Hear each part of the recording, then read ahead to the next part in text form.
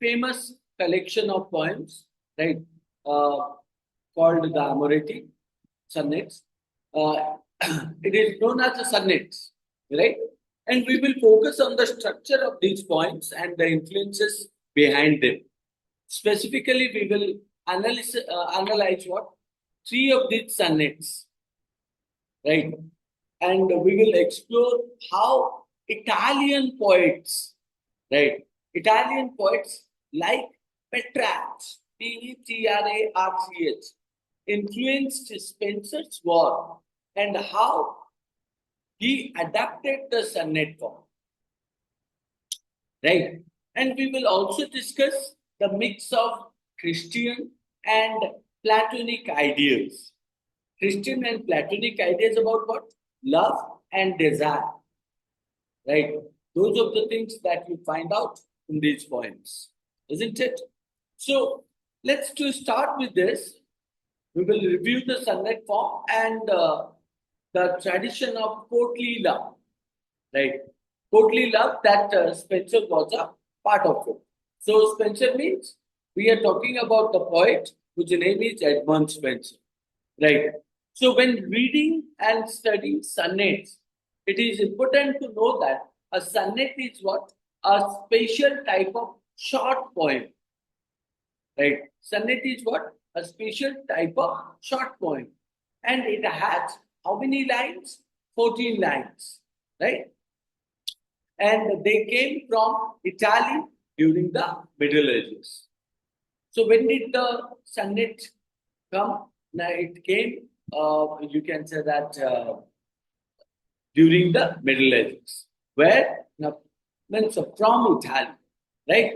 So, and if you talk about that, there are three main styles of sonnets. One is called as a Lodona, one is called as a Petrarch. You can say that Petrarchan sonnet. One is called as a Petrarch sonnet. So, and if you talk about Petrarchan sonnet, this has two parts. One is called as an octava. Octava means 8 lines, and a sestet. Sestet means 6 lines, right? So, second is called as a Spenserian sonnet.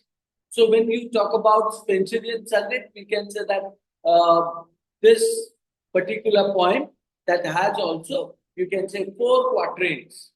When we say that 4 quatrains, it indicates that 4 quatrains, it indicates that 4-line stanza. Quatrain means 4 line, and 4 quatrain means called as the 4 stanzas, isn't it? And if you talk about that, 4 quatrains, 4-line stanzas, and a final couplet. Final couplet is, couplet means what? Two lines, right? And the rhyming scheme is A, B, A, B, C, D, C, D, and E, E. A, B, A, B, C, D, C, D, E, E. Right? What is that? Now that is known as a rhyming scheme. So, and we find out the rhyming scheme at the end of the line of the poem. To next line, we'll also look at the end of the line. So that is what we can say: A, B, C, D, C, D, E, E. Right? So we understand that one is called as a Petrarchan sonnet, which have a two parts: octava and sestet. Second is called as a Spenserian sonnet, where we find out that what? 4-line stanza, right? So, and we could find out that 4 stanzas are there. So, A, B, C, D, C, D, E, E, right or no? So, then you would find out next one, which is known as a Shakespearean sonnet. When we talk about Shakespearean sonnet, you also find out the style has 4 quatrains and a final couplet. So, here also you would find out 4 quatrains are there and a final couplet. Couplet means 2 lines. But its rhyming scheme is what? A, B, C, D, C, D, E, F, G, G. A, B, C, D, C, D, E, F, G, G. Right? So, if you talk about that sonnets become very popular. So, sonnets become popular where? In Italy, as a way to express love and sensuality. Right? And Petrarch, a famous Italian, Petrarch what? means a famous Italian poet, Petrarch, right? And who is known for his collection of love sonnets called, you can say that, Conjoniere, Conjoniere, Conjoniere, which captures the deep emotions of a lover, right? So, Conjoniere means what? The deep emotion of a lover, right? So, the sonnet is nothing but a good form of, again,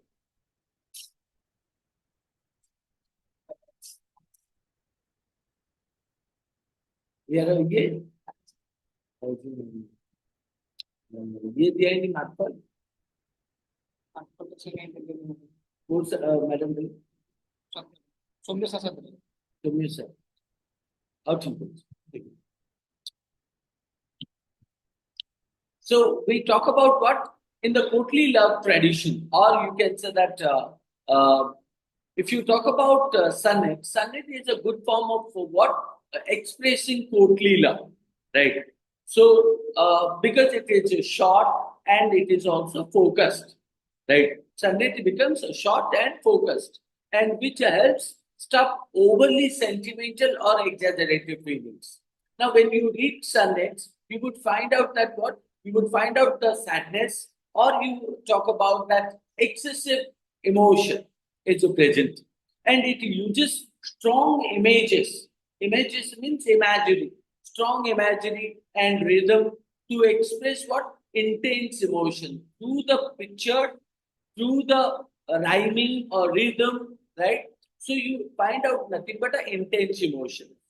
So the form also allows poets to be, creative and show the ups and downs of their feelings, ups and downs of their feelings.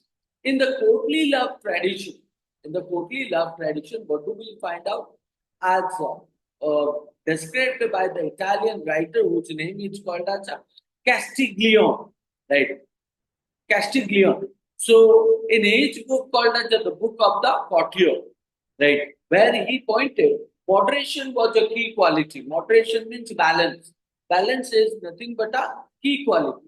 The sonnet form supports this by balancing passionate feelings with a, you can say, controlled structure, right? So it helps poets to express what love as a nothing but a powerful subject, right? And we also talk about that love is nothing but a delicate also, delicate and almost otherworldly feeling that you find out. So, which was nothing but a key idea or main idea in a Renaissance poetry, right or not? So, when we talk about this, we find out that it indicated that but love is something which is somehow popular in a different era, right? In the 16th century, when we talk about that, Sir Thomas Waite, right? Who is he? He is nothing but the Earl of Surrey. Earl means what? That's called the King of Surrey, right? Who translated the Italian poet Petrarch sonnet into English, right? So, and which greatly influenced English poem or English poetry, right? So, in that case, these sonnets, which sonnets? The sonnets which he wrote in English language, these sonnets introduced a new way of thinking about and writing love poetry in English, right? And keeping in the middle around chivalric, right? Chivalric themes and feudal ideas, right? So, with the poet often addressing what? A beloved mistress, right? So, the style of love poetry known as the courtly love creation, right? So, began in southern France in the 11th century, and it spread to the different parts of the Italy and beyond to that, right? And if you talk about that, the main feature of this courtly love is what? Adultery. Adultery. Adultery. So what is that? Now the poet often celebrated love outside marriage, right? Love outside marriage. So therefore it is known as adultery. So second is called as the idealization of the mistress. Idealization of the mistress means the beloved or to whom one love was nothing but a almost worship, almost worship and seen as a divine figure. So consider that what the lover is nothing but a god, right? And the third one is called as unrequited love. Unrequited love means what? The lover frequently, right, did not receive affection in return. So whatever the amount of love he, loved to his lover, so the same amount of love he also did not get it, right? Therefore, it is known as a what? Unrequited love. Unrequited love, idealization of the mistress, and adulteration or adultery, right? So next, you would find out that's known as a faithful service. When we talk about faithful service, despite the lover's often unreturned feelings, it means you loved somebody, but you don't expect that the love will return to you, right? So you have a complete loyalty, complete service to the beloved, right? And that were celebrated, isn't it? And this tradition arose from a combination of, you can say, social and historical factors, right? So that is why it is known as a faithful service. Got my point? So then you would talk about feudal society, right? When we talk about feudal society in medieval period or in medieval period in Europe, right? Marriages were often arranged for political alliances rather than love, right? Political alliances, like let's say that in today's day, you would find out that marriages are fixed or arranged on the basis of the kind of a status of the boy or a girl, isn't it? Likewise, in earlier also, you would find out that marriages were held, right? So on the basis of the what? Political scenarios, right? So rather than you can point out that love, right? So the lady of the castle, the lady of the castle, which called as a palace, was you can say sometimes neglected by her husband, right? Leading to attention from knights and courtiers. So in that case, that is known as a feudal society. So you would find out the partiality is done. So what kind of a partiality? The women were not given importance. The women were arranged. The women were married on the basis of what political what we say that political alliances rather than love. It is also found out that how these ladies were neglected, isn't it? So next one is called as Catholic and pagan. Catholic and pagan influences. Now, if you say that the virgin marriage, right? The virgin marriage, the idealization of what? And the pre-Christian view. Idealization and pre-Christian, right? Views of women as a powerful figures contributed to the elevated status of the beloved in poetry. Now, what do we find out that uh, when we talk about Catholic and pagan influences, it indicates that what the idealized world, right, and pre-Christian views. Pre-Christian views means what? Now, before the, means before the kind of a comment for the or against the church, right? So, women considered nothing but a what? Considering as a powerful figures, right? So, and they contributed to the elevated status. Elevated status means increase the status of the beloved in poetry, right? So, the poetry of courtly love, the poetry of courtly love mixed intense passion, right, with the idealization and creating nothing but a complex blend of emotions. So complex blend of emotions is what mixed up emotion, right? So Latin poet Ovid's, right? Not Ovid, Ovid's, right? So Latin poet Ovid's work, especially his Ars Amatoria, right? So that was influential in shaping this genre, right? By the time this poetry reached England, what happened? Poetry reached England means what? What kind of a poetry that called as a courtly love, right? So it was further modified by new cultural factors. What are the new cultural factors? Now, when Elizabeth I became Queen of England. So poets like Sir Philip Sidney, right, and the Earl of Surrey continued writing in the style of courtly love poetry. Elizabeth represented what represented an ideal of the unattainable mistress even more strongly than before. This made poets compare their beloved to her in terms of inaccessibility. Elizabeth being both a queen and a symbol of both authority and desire, right, intensified the idea of defying the beloved, right, means going against the beloved. In other words, poets started to use even more elevated and divine language to describe their beloveds, right, their beloveds. However, Edmund Spenser introduced a new approach in his poetry. Who Edmund Spenser introduced a new approach in his poetry. His work came out the themes of love. His work came out as a divinity in a fresh way. Divinity means godly in a fresh way, separating. You can say that separating them from each other. Spenser was, influenced. Edmund Spenser was influenced by the what? By the street Protestant. Street Protestant means referring to the father of the church, right? So, not only that, you also find out street Protestant moral code, means rule, principle, right? Which emphasized that sexual desire should be kept within marriage. Sexual desire should be kept within marriage, right? So, this was different from the earlier Kotlila tradition, which idealized the beloved as a nearly divine figure, right?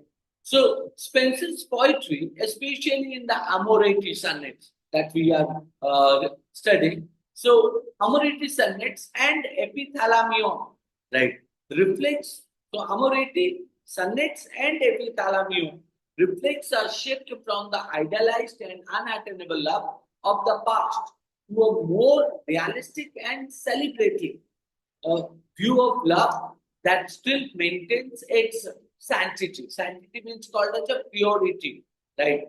So this or this language of love balanced romantic desire, right? This language of new language of love balanced romantic desire with the importance of marriage and fidelity. Fidelity is called as a trust, right? So balanced romantic desire that makes the importance of what? Marriage and trust.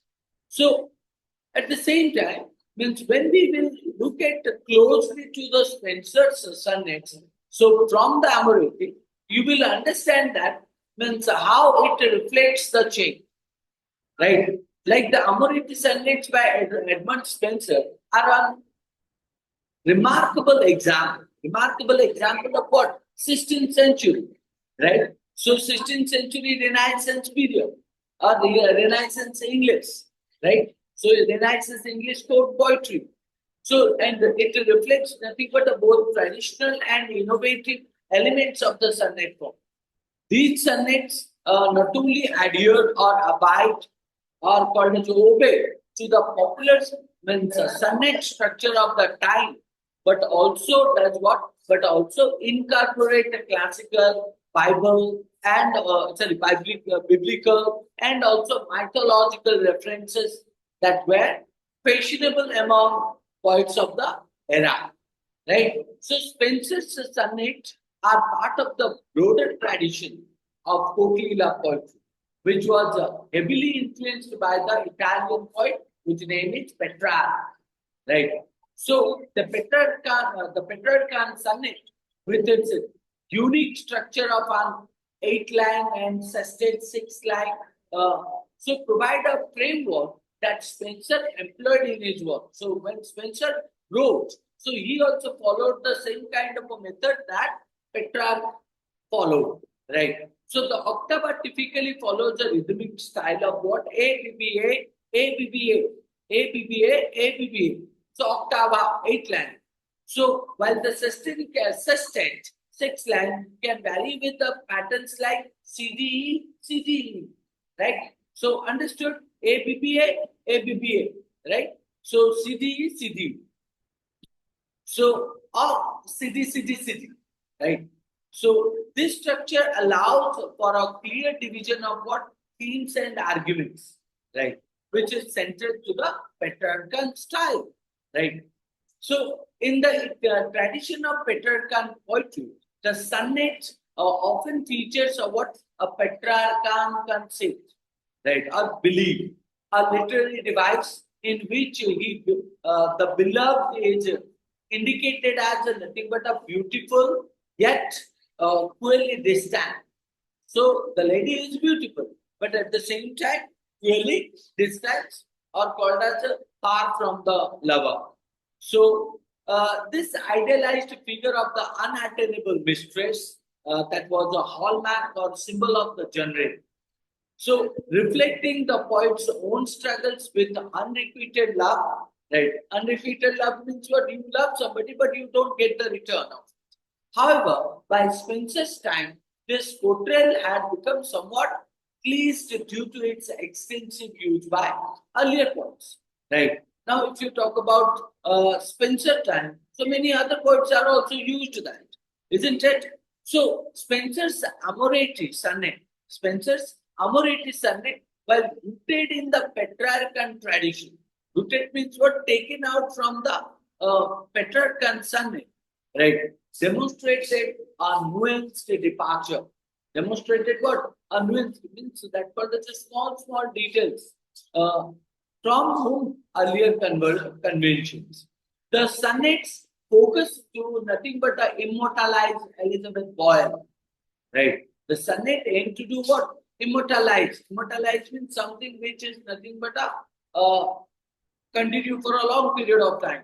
Elizabeth and Boyle, right? Spenser's beloved, right? Through a blend of or mix of admiration and devotion.